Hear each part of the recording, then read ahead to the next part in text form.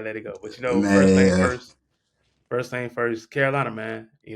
Like Ace. He was there. At the game. Unfortunately, he's not on the show with us today. But he was there to see it live in person. You know what I'm saying? But I've heard some things. And you've seen some things. And he's seen some things. So just tell me about like your thoughts about it. Like just your overall conclusion about the game. my overall conclusion is that Shane Beamer really had his team ready to compete. And I hate doing this spiel because we always have to do this spiel because we never seem to come out on the other side of these types of games. But the team was prepared. They competed all the way through the end. They had their chances. If if one or two plays go differently, and literally one or two plays just swing the other way, then we're probably talking about a very different emotion that we're feeling right now. And we are a lot happier. And we're talking about what the possibilities could be for us for the rest of the season. Like that's how different things could have ended up had we finished that game off. But I sit back and think about Lenore Sellers, and I know he's caught a lot of heat over the weekend because of how that game went. If you watch it, you know he has several turnovers that did Yeah, not help us in that game. But I think about the kid, and I'm like, dog, he is so close. It feels yeah, like he is at the cusp of something great. And this is obviously the second kind of game we've been in where we thought we should have had it. The only game we've lost so far this year where we just got straight up manhandled was Ole Miss. But hmm, LSU and Bama, I leave those games thinking like I really want to get one of these wins for him because I want it.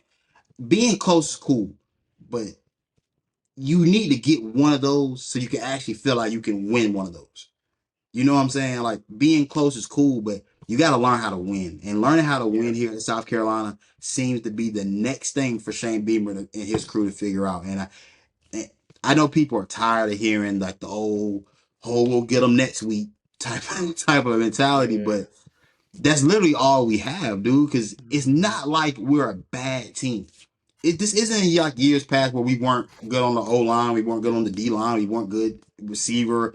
This isn't that. It's the fact that we're in games with good teams. We're competing well and all the way into the end, but we're making critical mistakes and critical junctures that you just cannot have that. Like even if you don't Hmm. score, you just don't turn the ball over. Even if you know what I'm saying, even if you can't get a stop, maybe you don't give up a big play touchdown. At least make them work it down the field. Like it's just things like that. And those were my main takeaways. That Beamer's team can compete with anybody. Lenora Sellers is very close to figuring it out. I hope maybe some of these losses pay off at the end of the season, and we can get some big wins at some point. But that was pretty much my overall thoughts of the game. I think yeah, and it's so tough because you have to kind of give him grace because he is a redshirt freshman, and like a lot of people will think like, oh no, this is a big game for him, and then you got the other side who would think this is a big moment for him. He should be able to step up. It's tough. It's a tough situation for him. It's a tough situation for Shane because, like you said, those guys were ready to play this week. Had much differently than the Ole Miss game, right? And it's just about executing, just about finishing the game. You did a good job recovering the kick at the end. What I'm saying, got to a good field position, and you just got to be able to draw up the right play to win the game. You could have, what I'm saying. It's I've been hearing a lot of things about Shane and just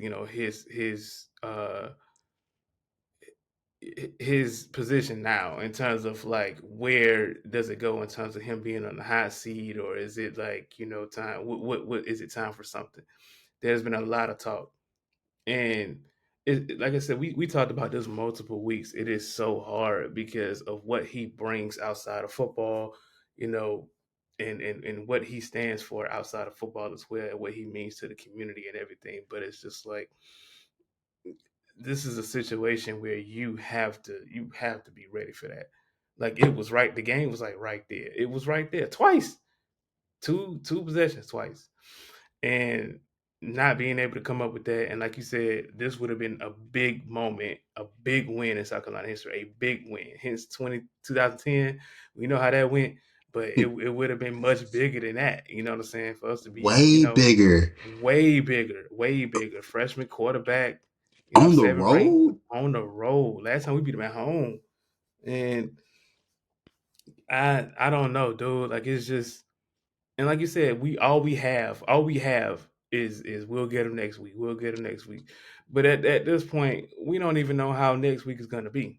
We We we have don't even no say we'll clue. get them at next. We'll just say on the next week. On That's to the all it next. is. On to the next We game. we literally do not know, and that's the part that irritates me the most because our defense had a fantastic showing. That group, Clayton White's group, and Hmm. I gotta give a lot of kudos to Clayton White because I was very harsh. We were very harsh on Clayton White last year. Clayton White's unit didn't perform well last year, and that's just the we just got to be honest about it. But guys like Kyle Kennard, who has suddenly made himself a first round potential Hmm. guy at this point. We're talking about a guy with 6.5 sacks, and we have 6 games left in the season. He's been one of the best pass rushers in the nation. You talk about guys like Dylan Stewart, a young guy. You continuously watch him. You watch how he's able to play and split, be able to split blocks between linemen and running backs. He's still able to impact plays. He plays with a certain level of vigor. He's got a certain level of talent that I'm telling you we have not seen since Jadeveon Clowney. And me and Ace talked about that going into this, in the preseason, and we wanted to stay away from mentioning that name because of how much that name means to South Carolina fans. But it's legitimate. The kid is that damn good. And even our secondary, O'Donnell Fortune. You talk about Ryan Williams and what he did to Georgia. You didn't hear a lick of him in that South Carolina game. They completely neutralized him in this game, and even and completely neutralized Jalen Milroe and his abilities as well. I mean, we're talking about a guy that didn't have an effective day in terms of being a big time rushing threat. I just gotta give kudos to that defense, that secondary, that front, the linebackers. Like, they did a fantastic job of keeping us in this game. 3 turnovers, 3 turnovers, critical ones at that. They made plays every time. I'm sitting here in my room begging. I'm like, God, if you can just give us one play, and I'd be doggone them saying go make a play. So credit to Clayton White's unit, and that's what makes me feel even worse about this loss is that was a great performance wasted. Hmm. Hmm. I, it's tough, bro. It's tough because I know Shane really has a love for this program that I don't think many coaches would have for South Hmm. Carolina. I believe that Shane has gotten the talent in the room that we said he needed to do in order to be able to compete in the SEC. And I believe that South Carolina's one of those programs that it's always going to take time, and it's going to take a little bit more care than what most people will be willing to give it. Even when I go look at Spurrier and saying that, because mind you, Spurrier is my only reference for South Carolina football. I don't know. Yeah. I was young during the Lou Holtz days. I was very alive and aware during Will Muschamp's time. But Spurrier is my creme de la creme of South Carolina football. And I understand how Hmm. long it took him to get the program to a nationally competitive point. They took And that's 7 years. tough. It's tough because too, and I'm glad you mentioned that, and we could just like focus on that aspect because the outside source of like success in any sport, not just college football, but any sport, is so limited because of the outside noise, which is social media and so on and so forth. Whereas it's like for Shane, for someone who's been here during that Steve Spurrier era at one point, and he understands and he knows it, but because he's been here for 4 years. I'm assuming 4 years, right? Did I Yeah, get that it's correct? For true. 4 years, he's been here for 4 years, and the track record isn't as great. Fans don't have the patience like they used to anymore. Ads don't have the patience like they used to anymore. Like, because they want to see results now. They want to see results sooner than later. And instead of just being patient, allowing the program to build, which he has done. Let's not forget, like, his recruiting classes have been like immaculate, especially on the defensive side, immaculate. But people want to see results now. And it's like you said with Steve Spurrier, he was the creme de la creme of South Carolina football.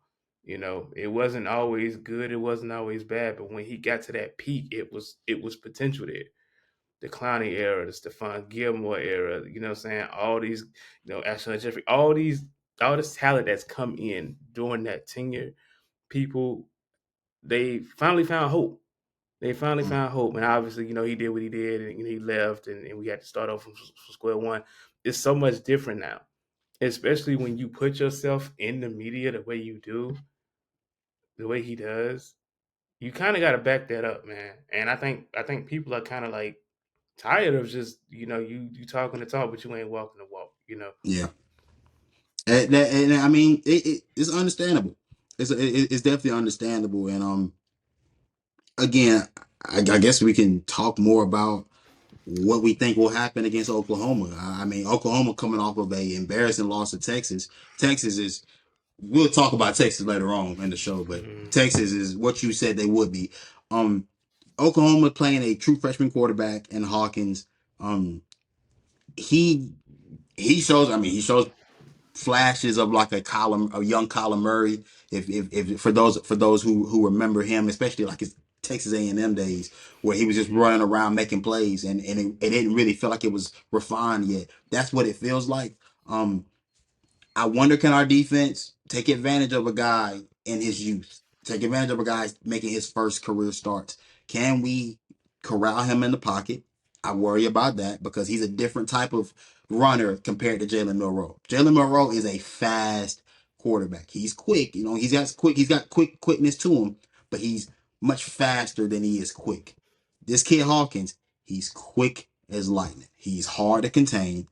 I wonder, can the same game plan that you implemented against Alabama, which felt like a lot of usage of stunts, not necessarily your pass rush did a great job of not getting too far up the field, allowing the quarterback to just step up and evade the rush. Can Clayton White's unit do that again in a critical game on the road and Norman, Oklahoma? I think those are the questions to be asked. Dow Loggins, can you put together a game plan for another week? Because while I do believe you had a great showing against Alabama, you still need to show me something again this week because consistently your unit has been the unit that has been very lackluster. Mm-hmm. No ifs, ands, or buts about it. Can you put together another game plan? You got Brent Venables, so that's the problem. The problem is you go from playing Alabama, which is a porous unit as of now. We can't look at Alabama the way we used to in terms of their defensive nature, but you do have Brent Venables, who we are very much familiar with in terms of being South Carolina fans and what he did at Clemson and what he's done to this program for a long time. Will we have enough offensive firepower to go into Norman and get something rolling? I do worry about that as well. These are two teams that I think are very similar, if I'm being honest, in terms of what they Mm-hmm. struggle with. Young Mm-hmm. quarterbacks who are dynamic, can make plays, but are still learning how to play at this level. Offensive lines that are very much inconsistent and hold their teams back from being what I believe they potentially can be, and defenses that keep them in the game, keep them Mm-hmm. around, and they hang around, and hopefully they get enough offensive production to be able to possibly steal some victories. But we are very similar in that aspect, and I have no damn clue because college football, at least if I've learned anything from college football this season, you literally have no idea what is going to happen. So you really have to just Oh watch these yeah. games unfold because Mm-hmm. that's Yep. been the that's literally been all of college football this year is watch it Yeah. unfold. We'll just have to see at the end of the game when the clock strikes zero. Yeah, absolutely. And like I said, these two they do match up, identically. I have no issue with the defense. You know what I'm saying? I have no issue. Clayton White, those guys are going to be prepared week in and week out. I have no issues with that. I think the issue for me is always going to be on the offensive end. And it sucks because our offense, especially at quarterback, that tells the tale of everything. Like he's just young. Same thing with Oklahoma, they're just young. So it's just going to be the battle of, for me, like trial and error. It's going to be a battle of trial and error, like all game long, and it's going to be a match of the defense. And I don't know. So I can't really put a pin on it. I If can't put a pin on it. if I had to boil this game down to one central point, which I think will hold true for both teams if they want to win this game, which one of these quarterbacks are gonna figure it out and make enough plays. That's all. That's it. That's all. That's pretty much every game. But this game in particular, because I don't think these are great units overall, the quarterbacks in this game will have to swing the momentum. Lenore Sellers, can you make up for the mistakes of last week and hold on to the football when we need you to? Not turn the ball over in critical moments. Obviously, your defense will need to have a very similar performance that it had last week. Hawkins, can you create with your legs? Can you put this defense in flux? A defense has been able to get after the quarterback at will for pretty much the entire season, even against some of the better units in the SEC. Can you create against that front? If I can't call it, I can't call it. I'm not gonna sit here and lie. Like I feel like we're gonna go in here and win in Norman, Oklahoma, but I don't want to say we'll lose. All I'll tell you is, You're just damn it, being tune in next realistic. week. Tune Be in next week. realistic. Just tune be in re- next week. Be just realistic, and we be good. realistic. Yeah, yeah, and Don't that's all I even got. That's it, and that's all for don't that one. even waste the edge of your seat. Just sit back, relax, and watch everything unfold.